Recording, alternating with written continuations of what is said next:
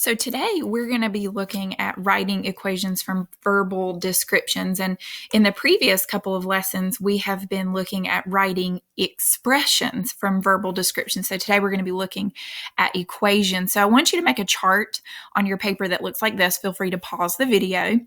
And then I want you to fill in all the words that we've looked at already throughout our previous lessons for addition, subtraction, multiplication, and division. Again, feel free to pause the video if you need to make sure that you have those words written down. Now we're going to think about words that mean equal. So up here we have these equal symbols in what we call equations. Words in a word problem or a verbal description that tell me that I might be looking for an equal symbol are actually words that you probably won't be surprised about. Words like is, are, was, were, will be. You notice all of those are actually just different forms of the verb is. The word gives, like 2 plus some number gives me 5.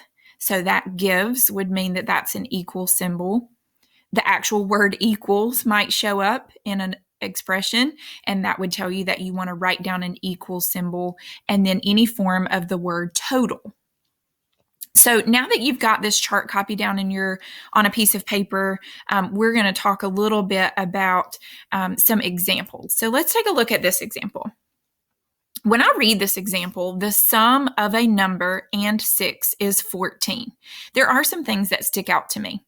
The first thing I notice is that the word sum is present, which means I'm obviously adding.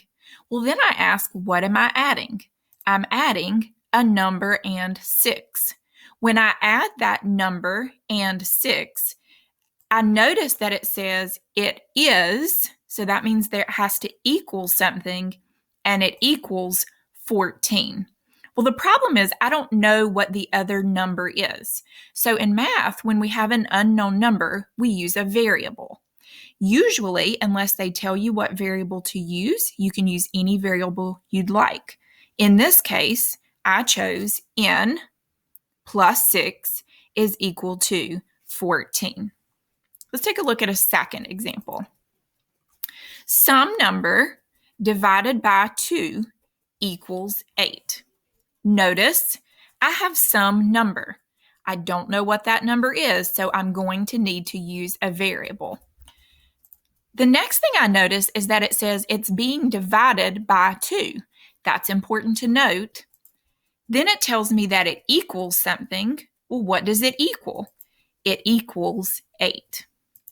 So this is the equation that matches that verbal description.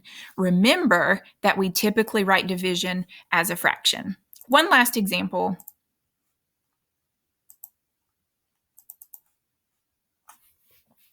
Oh, didn't quite work as I had planned.